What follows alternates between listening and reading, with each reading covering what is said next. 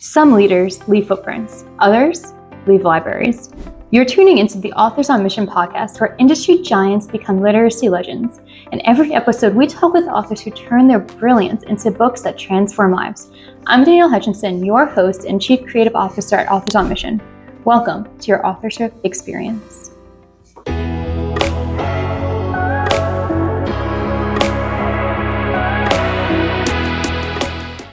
All right, welcome everyone to another episode of Authors on Mission podcast. Today we're diving deep into the world of video marketing with an expert who's really seen it all, from BBC director to international brand strategist. Jon Mowat has helped shape video communications for some of the world's biggest brands, including BMW, acclaimed, and Volvo. And his new book, Video Marketing, is reshaping how we think about video strategy in our digital age. So Jon, welcome to the show. Thanks for the intro. I love that. That's fine. Thank you very much. It's funny hearing your sort of 30 years of experience all summed up, and that's very good. Thank you very much. Thanks for having me. Good. I'm glad you like that intro. I always like to make sure that our listeners know who we're talking with and have a good idea of what we're going to be diving into today. And not only that, but, shining light on all the different experiences you've had. I mean, I myself have a Volvo, BMWs in my life, so I know what it's like to own them, but it's going to be very interesting to kind of talk about how we sell them. Yeah, definitely. Right. It's interesting. Well, there's some good techniques you're going to be learning today, that's for sure. Awesome. Well, I'm excited to dive right in, but I guess what we should probably do is, give our listeners a little bit more of your background information. So I gave a little bit before, we went from BBC director to video marketing.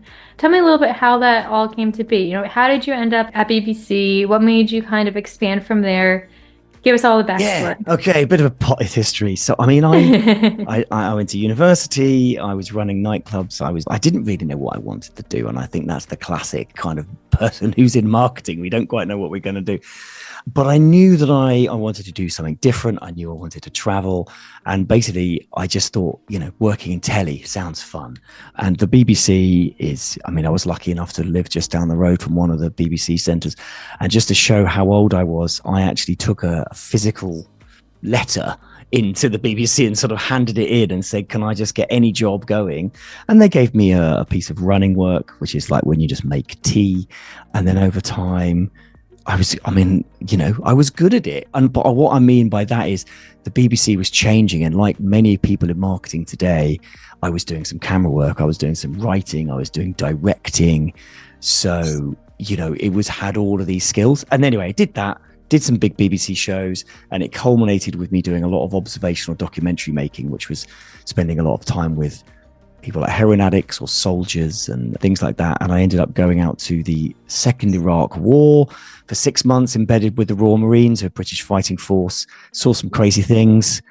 And, I was away for 9 months in total. So when I got back from that, I was like, I might go and try something else. So that's the same year that YouTube started, actually. So it was like, right, okay, I've got these skills and I know how to tell stories. And it was just time to do something else. Okay, so a lot of questions there. I guess my first one is, did you voluntarily go overseas like that, or was this an assignment that they sent you? I'm just curious, was it passion driven?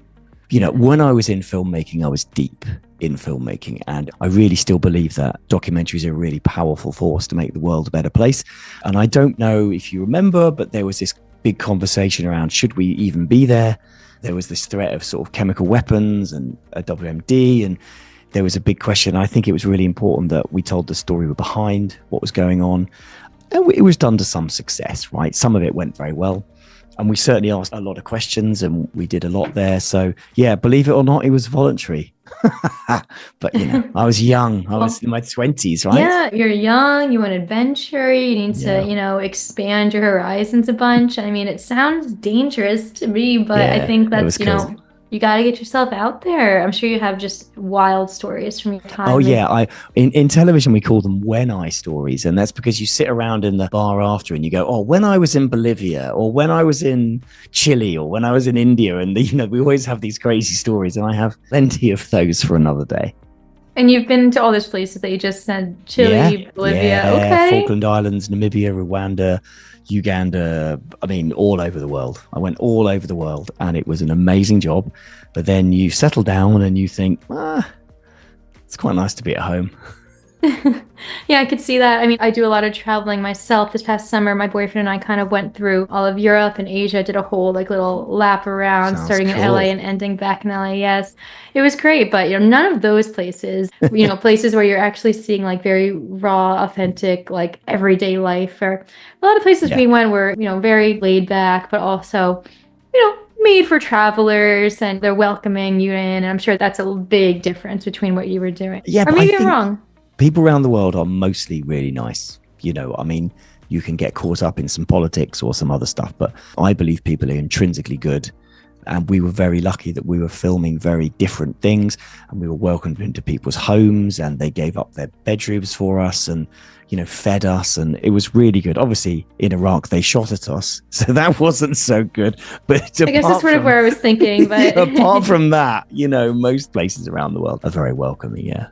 so it was welcoming. I guess what I meant to say is like they're kind of like built for people to travel to. I mean, I feel like a lot of Yeah. places I go, it's all English speaking, like that sort of thing. But I'm sure you had to navigate a little bit of like, Oh, yeah. reading signs that you don't quite understand, and just little things like that is kind of what I was Yeah. getting at. And a But lot of bribery that gets you around the world quite well.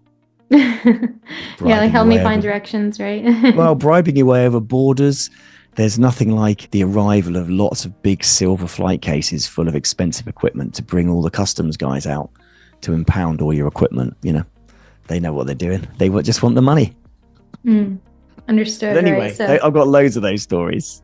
Right. Yeah, you're right. So, I mean, I would love to have a whole nother conversation about that. And I mean, if you haven't Yeah. written a book about those experiences in particular, that's a whole nother topic I'll too. do that next. Yeah. Right. But I guess, the main point we're here today and to all of our listeners is because of the new release, Video Marketing, creating engaging video campaigns to drive brand growth and sales.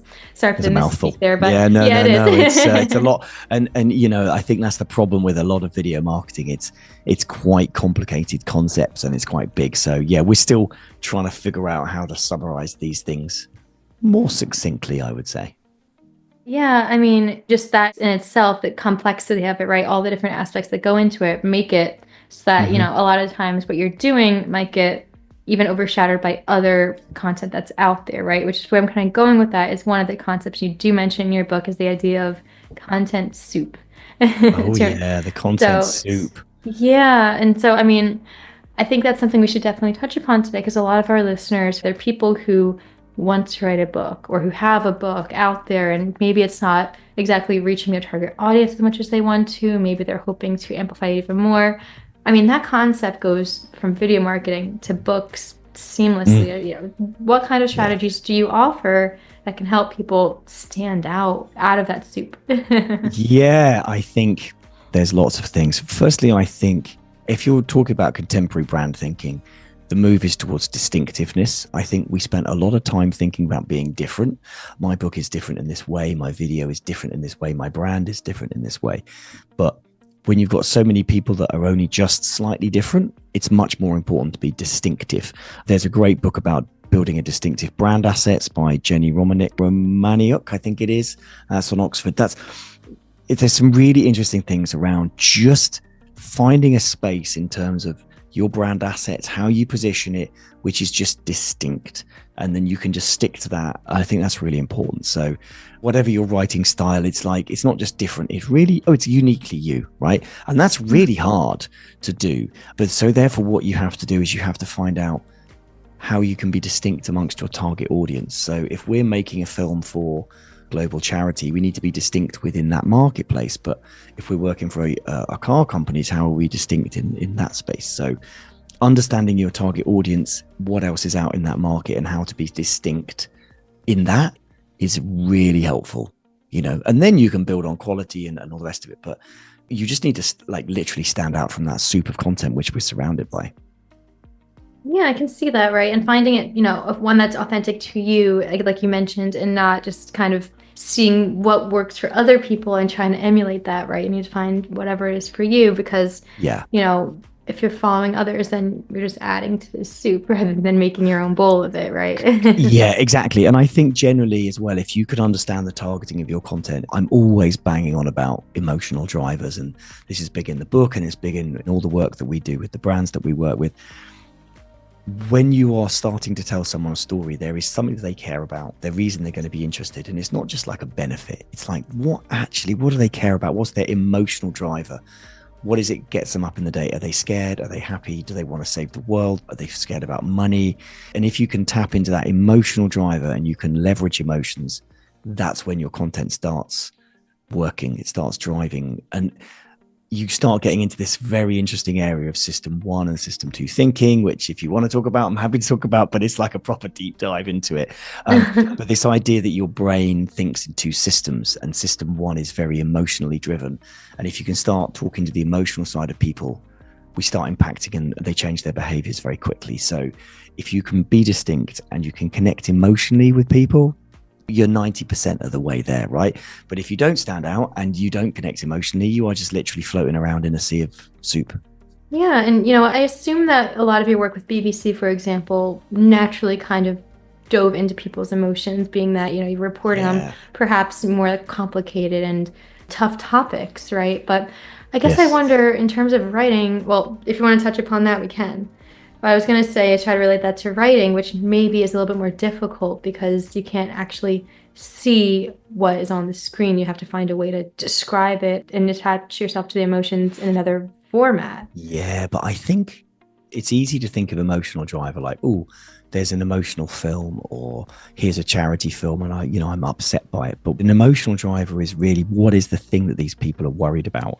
I had this great example of a really boring piece of software. And they advertise it by suggesting that if you don't use this piece of software that automates this really dull process, you can get RSI. And if you get RSI, then you have to take a week off. And if you take a week off, the intern fills in and the intern's better than you are. And then they take your job basically and you're out on your ear. So it's this idea that if I don't do this thing, I might lose my job. So you're kind of finding that emotional driver, that insecurity.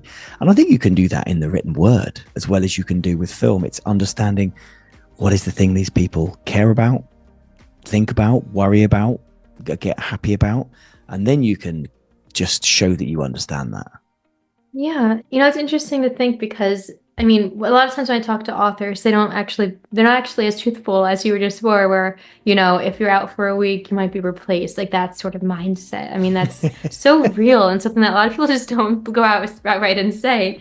But scary enough, it's true. In the case of the business world and the video production world, or even the writing world, like the books that I have on my bookshelf right now, I could easily just swap right out. So you have to make sure that you're connecting in a way and finding whatever those pain points are that you mentioned that their audience is going to want to hear about. Yeah, exactly. I like that. My book is fundamentally trying to help people who are very confused about the complexity of video in marketing, because marketing's not exactly difficult, but it is very complicated. There's a lot going on. And my book is trying to help people navigate that. And it's trying to simplify a very complex world by doing simple models and giving simple ways to understand stuff so you can apply it to your brand. And that's the emotional thing there. It going, I'm going to make something very complicated, easy, so you can look good at work. So, the people around you can grow, you can earn more. It's kind of all those kind of things. That's, I think, how you connect with people.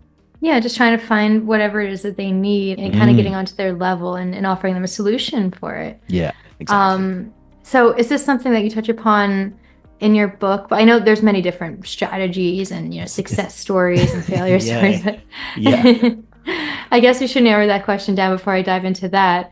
One example you had of a successful story is the Dollar Shave Club, for example, in your book. So perhaps you can share light on that. And I wonder if, did that strategy help you too, the emotional side of that, or is that completely different? For those that don't know the Dollar Shave Club, they were a very interesting brand that wanted to position themselves against Gillette, which had massive market share and was really sort of dominating the marketplace. And they wanted to position themselves as a cheaper alternative to shave. It was a subscription model. It's the first time a subscription model had come in, and the blades were like half the price but almost as good. So they did this idea of a viral film, which was just someone from Dollar Shave Club walking through their warehouse going, our blades are really good. And it was funny and everything. It was 2012 that came out, so that makes us feel old, doesn't it? That was that long ago, but it Whenever was somebody just says 2012, I feel like it's only 2 years ago. Sorry, little yeah, side note. yeah, it's crazy, isn't it? But it had all the things that back in the day made a good viral film. It was distinctive, it was emotional, it had low production quality, it was very disruptive, so it really stood out.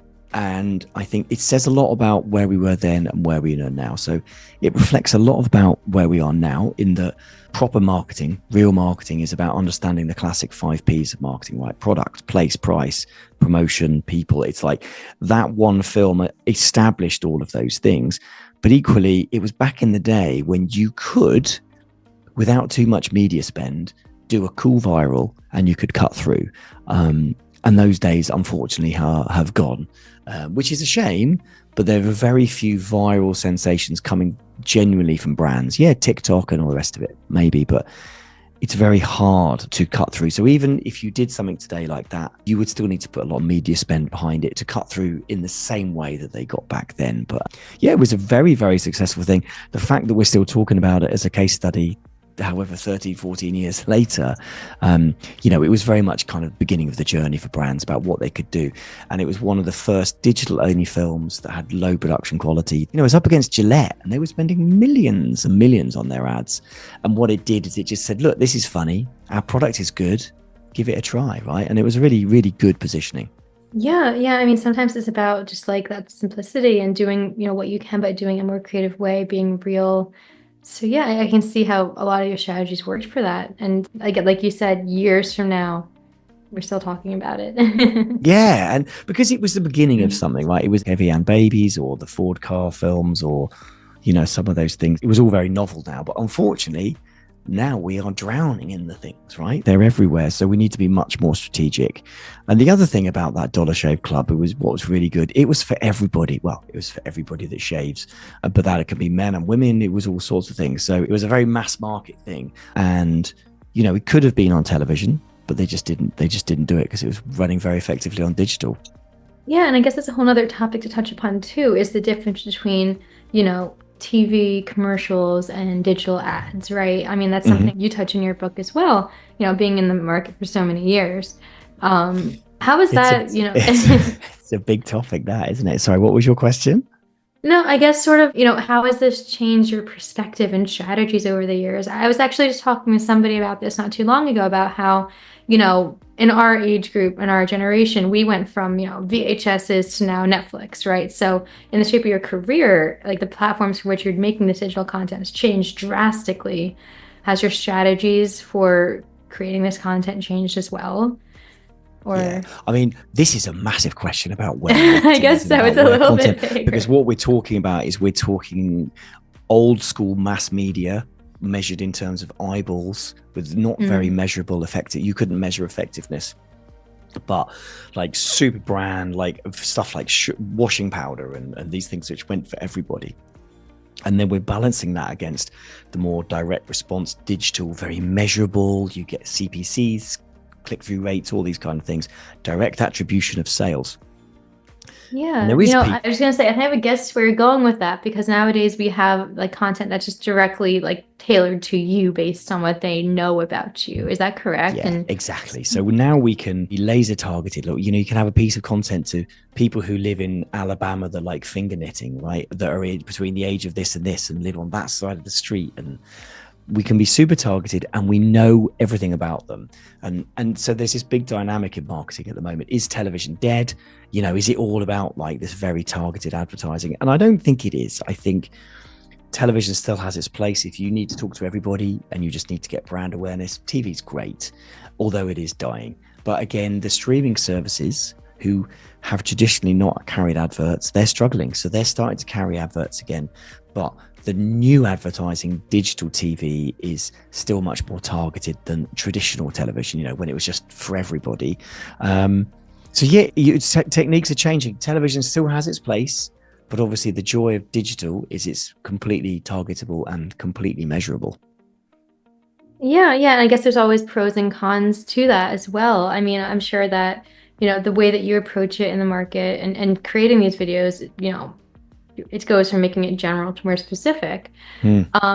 The funny thing is, I'm not sure how relevant this is to you, or if you've ever had any, negative consequences of this type of media, but I remember not too long ago, and this just came into my mind. There's this whole case about how one girl got a bunch of advertisements for like pregnancy tests and baby, wear and stuff from Target.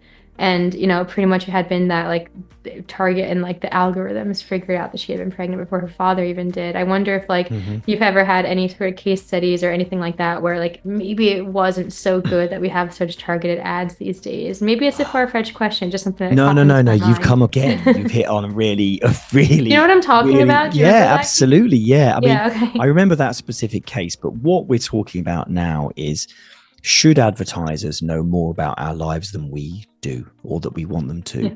There's these people, everyone says, oh, the phones can listen to you. They probably can't. But the fact is, they don't need to listen to you to know everything about your viewing habits and what you're into. So, in Europe, we've got GDPR, which is obviously starting to protect people. There is a big move to make advertising into more of a black box so that we can't tell so much about people. And I think there is a move back towards privacy, which is really what we're talking about here. So there's definitely occasions when we need to think about the safety of the people that we're talking to. And should we be targeting specific pregnancy ads at young girls whose parents don't know, right? So um, it's a delicate balance. I think we've gone too far down the highly targeted route, and I think something about that doesn't quite sync right with me. And also, when you start applying that to politics and politicians start targeting Right. adverts at groups of people and putting them against each other, it's horrible. I mean, Yeah, it's I what's saw given that us all the problems too. in the world, right? And Right. I think social media has got a lot to answer for. But again, that's a whole nother podcast. What is wrong with social Oh, media? I know. Wow, John, we could really come up with like a bunch of other Yeah, podcasts after this yeah, one. I mean, like yeah. from your travels to that. But Yeah. yes, you're right. Let's draw it back. So we are here to talk about the book Video Marketing. So Yeah. I guess my first thing, now that we've talked about your past, some of your beliefs, some of your strategies, when did you decide, okay, it's time for me to put what I know into a book? Like, when was that moment? There's the formal answer and there's the real answer. Okay, so the reason I wrote the book, let's start with there, because it's ultimate content marketing, right? Isn't it? It's like if I go to a pitch and the CMO, the head of marketing, the digital sales manager has got my book on his table, it's an instant win, or on their table, it's an instant win. It gives you credentials. It gives you, it's a nice income stream, firstly, but it gets me on the speaking circuit. It gives me things. So really what happened was I knew that video was changing everything, but it's also incredibly complicated. So video really revolutionized a lot. But then what video marketing did was go, okay, how do we tame the beast? How do we take all of this massive amount of complex stuff and start giving it models and making it sort of measurable and effective and all the rest of it? That's kind of why I started getting into all of that. And it was like, this is what I need to do as an agency. We need to move from being a production company to being an agency that specializes in this sort of strategic marketing. So I started writing articles for a bit of thought leadership. And there's a magazine in the UK called Adweek, which is sort of an industry thing. And I wrote something in there and a publisher just happened to read that. And she linked in me and said, look, we know that video is big. Would you write a book? Would you consider writing a book? And I just jumped straight on it. So I sent her the chapters within 3 days, the sort of chapter structure. It was commissioned within 2 weeks and it was written in 5 months. So I think Oh, I knew that we needed to do content marketing and I knew that we needed that kind of profile, but it wasn't like I've got all this information, I'm going to put it in a book. It was more like, this is really important. This is what the business is doing. I should talk about it. And it's actually by writing the book that you find out so much more. And, if you can teach it to people, you have a much deeper understanding than if you just kind of know it. So the fact that I've written the book and I do lectures and podcasts on it and stuff like that, really, you've got to really understand it. So it's really interesting to write.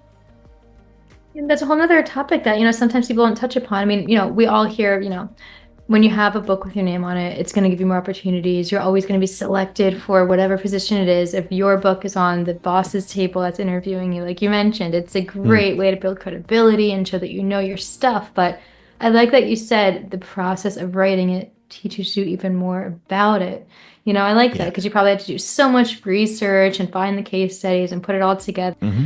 Yeah, the more you And do, I the more you think know. I think there's a temptation if you're like a LinkedIn influencer or you're a blogger. For a start, you don't need to properly reference, right? You can probably pull references that just other people have kind of mentioned. But when you write the book, you have to if it's properly published and properly edited, it's got an appendix and it's got all this kind of everything in it has to be properly referenced, and suddenly, and also it's in print, so it's not just ephemeral and it's not just gone. I think the level that you have attention you have to give it is that much more, and you just learn so much doing that. Yeah, yeah. So it's a whole other interesting thing, like it's your professional development while also promoting yourself at the Mm. same time. It's kind of you're double tasking a little bit, you're Yeah. learning more about your field and the tips and tricks of the trade. Yep. And Yeah, there's a whole other how side I does never what I thought do about. work?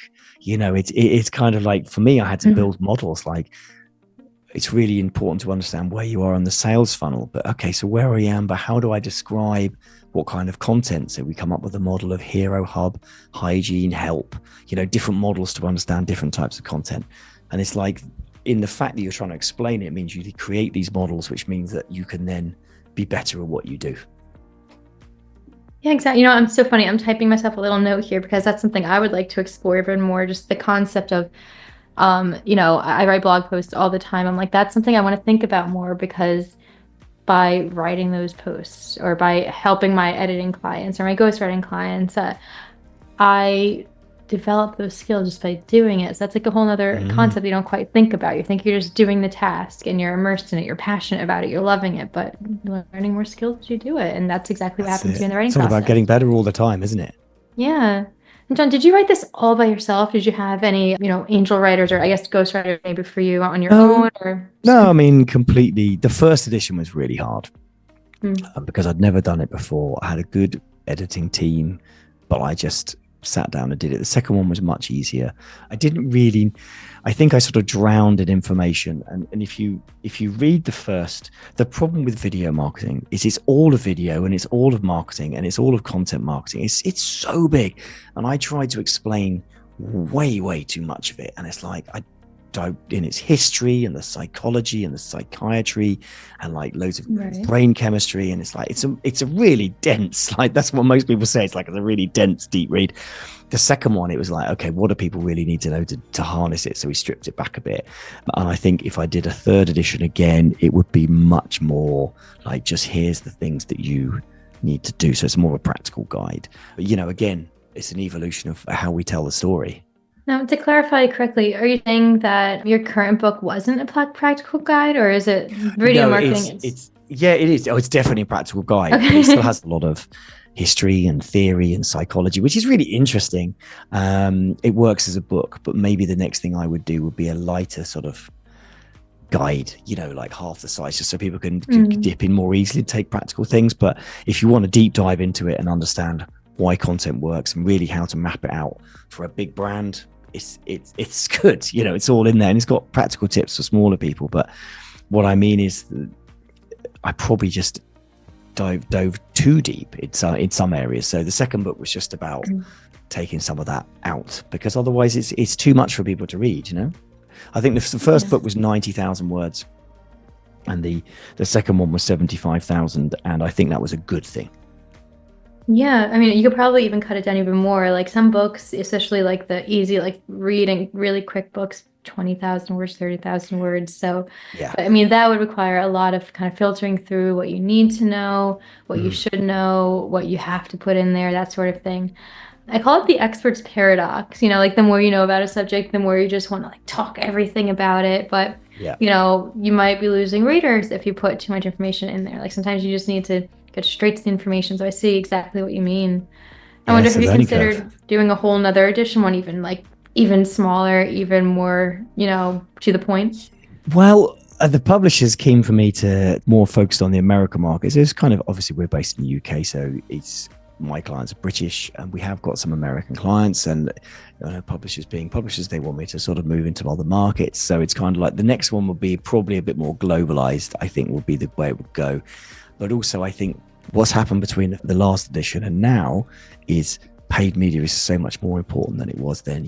It is social ads, PPC, these kind of things have really risen in even smaller brands really need to understand it. So I would probably be changing maybe some of it away from organic social and unpaid social, and more like you do have to pay to play, and this is the right way to do it.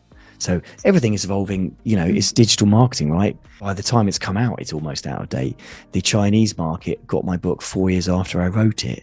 So it's a lot changes in 4 years, right? Yeah, yeah. I mean, I guess that's a whole other thing to think about too, is that, if you ever do continue to write another one or as you write your next project, you have to consider for how everything's changing. I mean, we talked about before about how, you know, times are changing with just technology and the way that we market. So perhaps I'm wondering if your strategies might even need to be just updated in terms of relevance in a couple of years, right? Yeah. Just because Yeah. that field in particular is always changing. Yeah, I think overall strategies, people are still people. They still have emotions. We still need to be distinctive, but tactics change. The production values are going down. The amount of content you make is going up. So it's constantly changing. Like TikTok didn't exist when I wrote the first book. We were still talking about whatever Twitter Live or whatever that was called back in the day. So tactics are always changing, but people are always going to be people. It's just connecting with them is the thing. Yeah, yeah. And I mean, at the end of the day, one thing that you actually wrote in your book is, that 1 minute video is worth 2.5 million words. So, I mean, kind of in that way, your book is the same thing. The more words you have doesn't necessarily mean that, you're getting a better impact, but sometimes, that 1 minute video or that one chapter has all the content you need. Sometimes you need to be concise and to the point. So. Yeah, exactly. And sort of like even that, it's funny how as an author you change your perspective on things, because that 1-2 minutes of video is 2.5 million words. I mean, that's really like, that's bandied around the industry, but what I've decided to do is be much more, we have to be much more precise, and that's kind of a made up statistic based on that sort of, a picture's worth 1,000 words. Yeah. So it's kind of like, if a picture's worth 1,000 words and there's 25 words a second and it goes on for 2 minutes, you get this 2.5 million. But now I'm much more like, we have to be much more precise. We have to be much more scientific. So that's where I'm pushing things now, measurable accuracy. And so now I would say video is a much better, because we can tell emotional stories and we can do well targeting. It's just interesting, isn't it, that even between writing a book and a year later, we as people move on in our perspective slightly. And you think, I would write that differently now. I'm sure you have the same. Yeah, yeah, of course. I mean, like I have clients even coming back to me all the time, kind of like, hey, like kind of need to make a version 2 of this for so and so reason, right? I'm wondering, I mean, like as you experience these kind of changes, what kind of tips can you offer to our listeners today about making your content more evergreen? I mean, you said a lot of your content is something that anybody could relate to just by human nature. Do you have any specific tips that perhaps they can use as they write? Yeah, it's really interesting, isn't it? Because that concept of evergreen is, again, without sort of spiraling off into a big strategic conversation, it's like, if you think about the sales funnel, where you're trying to attract attention or have conversations, evergreen content definitely sits. It's good for search because you get found on SEO, but it's also good for answering questions that maybe deepen conversations with people to try and push them over the edge. So it's like the joy of evergreen content is really trying to make sure that it's there forever, but it can be quite general. And so it's like, how do you make it specific? How does it not get dated? So there's ways that we have done evergreen content of sort of refreshing the top and tail, just making sure the statistics are up to date. It's really understanding where you are in the sales funnel, and we want it to be evergreen, but equally 2 years later, it's normally feeling a bit dated, right? So it's how do you refresh it cost effectively, I think, is the question. Yeah, yeah. I mean, that's one side of it, of course. You got to be ready to, refresh it and kind of, touch up the content as times change, but there's also a whole other aspect as well, like you said, about making sure your statistics are as up to date as they can possibly be, that sort of thing. Planning the content so that as much as you can relate it to that general audience and like the human nature side of things that is always going to be relatable. A certain aspect of planning, I guess, is what I'd like to add in there too, right? I mean, authors on mission. Content calendars are where it's at, right? Yeah, right. Making a good strong one with lots of variation in there is really important. Yeah, yeah. I mean, one tip, and perhaps you also say the same thing, is like when you're making a piece of content, you always have to think about, okay, how can I repurpose the same thing for multiple different avenues later on? When you're writing a book, I always tell my clients, I'm like, as you're writing chapter 1, think about, okay, how can I take this chapter and turn it into a blog post? And how can I make this paragraph turn it into a post on X, right? I mean, you Hmm. always have to be thinking about how you can multiply what you're doing, save yourself the time, and put it into that content calendar, like you said. Is that something that you also do? Yeah, volume, volume, volume. But I think that it's written word is quite hard to do, and video is even harder because it's suddenly like, is it vertical? Is it square? If you're going to do something for TikTok, it's really different from Facebook or Instagram or YouTube. So it's almost being smart when you record these things about how you can also capture all that other content as well. So if we're doing a big brand film for something, we'll always be filming behind the scenes for the TikToks or doing some silly stuff for the TikToks. It's about that planning. It's about content calendar, mapping it across the funnel and making sure that you've got as many bits as you can cost effectively. And then we sort of spin off into AI reversions and reformatting and languages and all these things. But the world, it's much more multiple pieces of content. So how can we squeeze volume out of what we're doing? Yeah, it's always something to think about like that. I mean, you make the good point. It is hard to do, when you're writing, but also video as well. You got to plan it out from the very start. I guess that's It's kind of, quite easy to go and change stats on a written blog, right? But changing those in a video can be quite expensive. So do we want to have stats in there in the first place, or how do we make them just so they're a standalone title slide so we can update them easily? right, It's right. that kind of Yeah, you got to stuff. plan for that. Got to be ready for it. Got to plan it. Yeah, I guess overall, that's the main kind of tip we can give people is that, if you're trying to promote your book from the start to finish, you have to find ways to make planning to make it evergreen, planning to keep the content up to date, but also promoting before and after the book or the video as well, release in your case, right? Yeah, I mean, the biggest challenge So we had keeping ours up to date was that we have mhm. loads and loads of links to videos and they disappear off the internet really quickly. So it's an uphill struggle to try and maintain the links and those kind of things. In edition 1, we had an external website and I was constantly just redoing links. So this time we've used sort of a combination of QR codes and I also have people could email me if they find a link and I'll send them a new one. But it's very, very difficult in a digital world where things can just disappear off the internet overnight. Yeah, 100%. So do you fear that perhaps like some of your work might end up just disappearing? Like, is that what you were going with for that? No, I mean like the links that I've referenced, Oh, making a okay. point about Dollar Shave Club, right? And you send everyone to the Dollar Shave Club and it's just not there anymore. And then it's a frustrating experience for the reader because I Yeah. wanted to watch that. So it's been really hard to make sure we can keep those links fresh, which is why you have to have a third edition and a fourth edition. And that's probably how I'll sell it to my publisher. I'll tell them we're moving links. Yeah, yeah. And I mean, it's a matter of just, filtering through the most up-to-date stuff and making sure that it's all right there and that you plan it so that it can be updated later on. And like you said, that's a great way to frame it to your publisher and to all of our listeners right now. That's, a great tip as well, because we have to be up to date. And if you want to create more content, if you want to make a whole new book, obviously that's what you got to do is version 2, version 3. That's right on the back of your hand right there. Yeah, and digital printing has made that much more cost effective. We can do smaller runs. You can do a run of 500 or you can do a run of 50,000. And I think it's in order for it. I mean, obviously, if you're in some areas, it's much easier to stay relevant. But if you're in digital marketing or science or tech, the ability to do smaller runs and more editions is really important because then the books stay relevant. Definitely. I'm wondering, have you ever dealt with a campaign that kind of flopped in that regard? Like it wasn't relevant after a certain amount of time, or in another regard, just, Well, failed miserably. oh yeah, I've done loads. No, I would say typically as an agency, we try and do campaigns that don't fail, but I Yeah, the reason I think asked is not to talk about your failures, but more so like what our listeners can learn from it, not to put you under the yeah, spotlight or no, no, no, anything. no. I think actually, in terms of like someone writing a book, I think let's talk about the videos that we make first. The big mistake that we had is you said, have they succeeded or failed? And there was a whole time when we made work that was not measurable.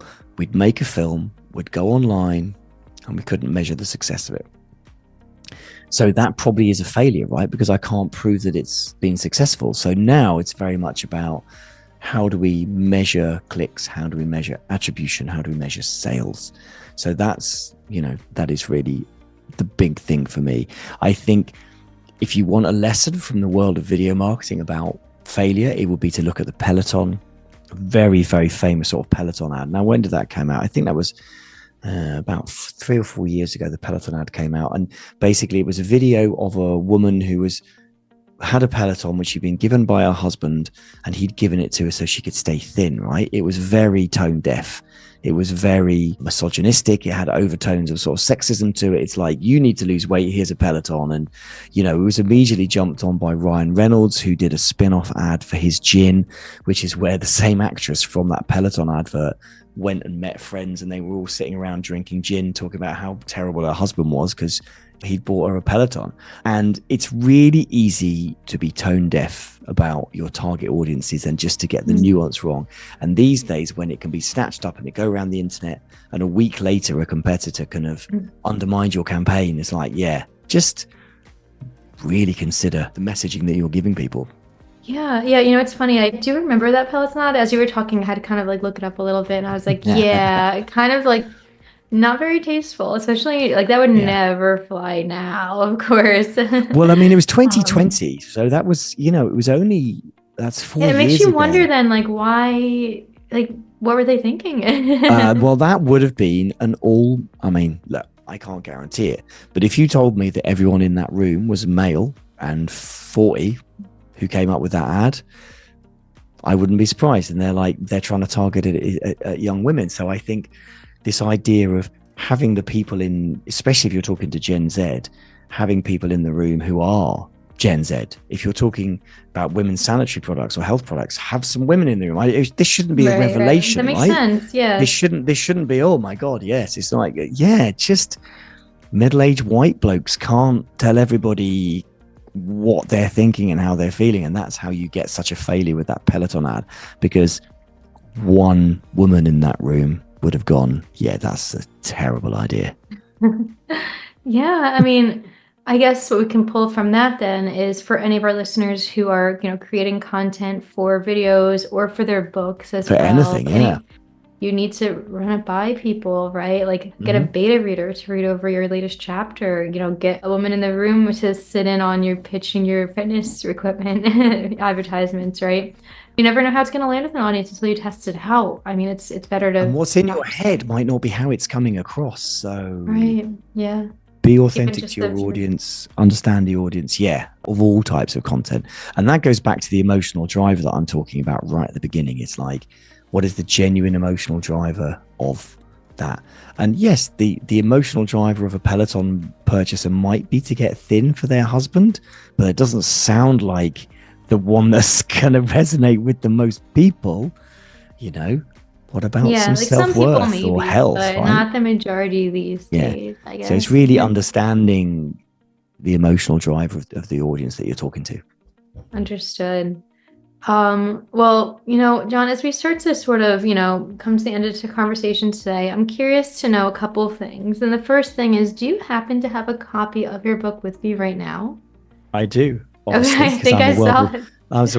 So I've got edition 1, which is that was video marketing strategy. And the interesting thing about that is that was written in 2017, and video marketing strategy we were still deciding what that was going to be called, right? Like the idea of video marketing. And then 3 years later, 4 years later, whenever this one came out, 5 years later even, it's just video marketing, right? And this is very much now what we call it. So there you go. Okay, yeah. So, I mean, when you held it up just now, I think, you know, I got a glimpse of sort of just like a very nice, simple design on the front, easy to pick right up. And I guess that's kind of the main point, you know, like simple, you know, get right to the point kind of thing, and visually pleasing too. Well, I'm trying to see, what is that though? Is it a camera? This one. I'm sorry. Yeah, so you've hit a really, really interesting...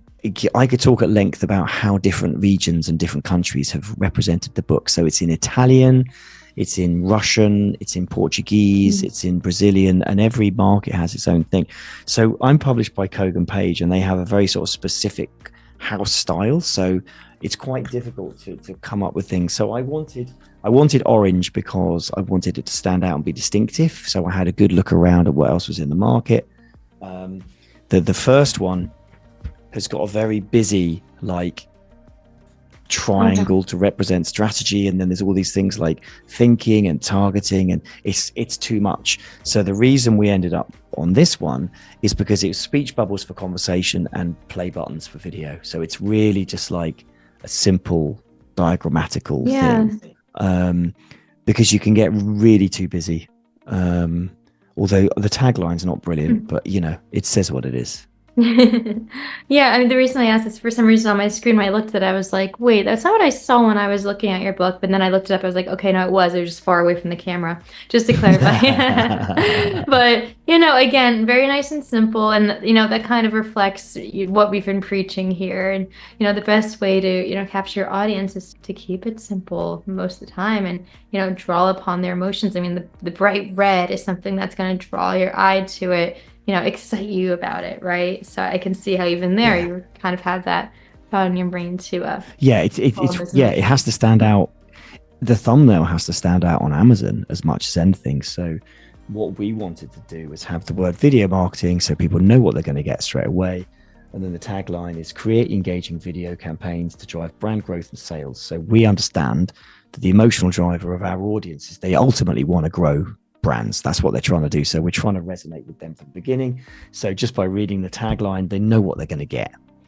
Whether it Understood. lands or not, I don't know, but it's like they just had to stand out on Amazon and what are the other shops, right? So they get it.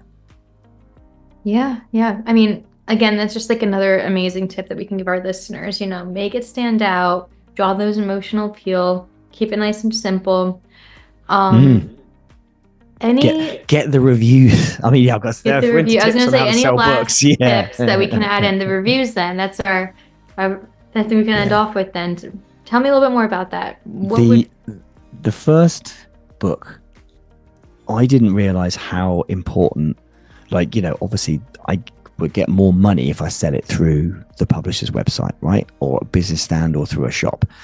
But I didn't realize how important digital sales were going to be on Amazon, and, a couple of other book sites. But in order to really nail those, you just need to make sure that you've got as many 5-star reviews as you can get straight away. And I think edition 1, I was a bit slow on that. And edition 2, I was much better on that, and sales have been much better because ultimately people go, oh, look, there's one for that price, one for that price. Mine's probably more expensive because it's a big, thick, proper grown-up book. And we just needed those first reviews to get the sales going. Yeah, yeah. I mean, sometimes you just gotta, ask people, hey, like take a look, read it, just leave a comment, Yeah, because friends, family. Okay, you just need to get it started, and then you're yeah. off. Yeah, I mean, like, fortunately, a lot of places that, if you work with, Authors on Mission, for example, we're able to help you promote it and get those reviews as well. I see that, because people look and like if you're choosing a restaurant, you're always gonna look at the reviews. Same deal with choosing a book. So Of course you makes are. sense. Of course Yeah. you are. Yeah, yeah. Really important. And the only other thing for any author, I would say, is exploring foreign markets. That's been the most profitable thing for me. Getting it published in other languages has been really good, and also means I'm doing speaking tours in other countries, so that's cool, right? That's just fun. Double bonus right there. Double bonus. Yeah, exactly. Double whammy. Winner. Love it. So you're traveling even now that you're still on book tours, Just right? You're less all over the bullets. place. Yeah, less bullets than they used to be, and shorter tours, right? So to Eastern Europe for a day or so, hoping to get out to North America next year in 2025. So yeah, it's fun. Yeah, that's kind of what I wanted to ask you too. Where else can our listeners find you? You mentioned that you're in North America next year. Do you have any other engagements that, we can be on the lookout for if we're interested in learning more? Yeah, to be honest, it's horrible when people say Google my name, isn't it? It's really terrible. It's horrible thing to say. But there's Well, you do have the name Jon. yeah, exactly. So the probably the most interesting thing that I think I've done was a conference this year, which was out in Copenhagen, and I was able to really do a good 40 minutes on the power of emotion and how emotion changes behavior. And so if you just Google, I think it's Jon Mowat's 23 conference or emotion and video, that's really worth watching because it really gets to the heart of like how content works and how emotion is so important. But then, yes, I mean, anyone who's in Eastern Europe and London, I'm doing plenty of conferences across there, and North America, we're still working on that. So I was just say Google my name every 12 months, every month, but no one's going to do that. But, we're putting it on social. So probably the best is follow me on social, follow me on LinkedIn. Great, And great. then, And I where can get our updated. audience find you then? Let us know right now on the call, and we'll also put the links into the Yeah. chat. So the agency is Hurricane Media. And I think on LinkedIn, I'm just Jon Mowat. Yeah. It's pretty easy. Yeah. Jon Mowat. That's me on LinkedIn. To come and find me, say hello, because I like chatting to people. Nice. Yeah. I mean, like if you've listened to this today and you love the way that Jon talks and all of this, amazing tips that you have for video marketing and, writing a book in general, reach out to him and find more about his content. Check out his book. Cool. Yeah, lots of stuff to learn. And, also listeners, if you're inspired by him as well, and you'd like to also write a book about your own subject knowledge, getting it out there and, really marketing it the right way, like we've been talking about, Authors on Mission is amazing for that too, helping you write it from start to finish, or whatever capacity you might need, whether it be ghostwriting or editing or any other service, we're here for you too. So hopefully you've been inspired by this, podcast, and hopefully you take your ideas and your own knowledge and expertise and translate it into video or book and anything else you have. So, I mean, with that, Jon, thank you so much for joining us today. Thank you. Hope we've inspired some people. Pleasure. Yeah. Get out there and start doing it. That's the thing, right? That's the thing. Yeah. So, yeah, thank you. It's been an insightful conversation, and I look forward to more. We're going to have to schedule some more time to talk about your Yes, we got a lot more to cover. Thank you. All of that. So it's so funny. I feel like we could talk for hours about this kind of stuff. But for today, we've talked about the book, and everybody check it out on Amazon and be ready for perhaps additional editions coming out and the speaking course. Cool. So. Thank you. All right. Bye. Have an amazing day. And to all of our listeners, keep leading, keep inspiring, keep writing, and stay tuned for the next episode. Have a great night. This is Danielle Hutchinson reminding you that somewhere, someone needs the book that only you can write. Visit authorsonmission.com to start your legacy. Until next time, keep leading, keep inspiring, and keep thinking in chapters. Have a great day.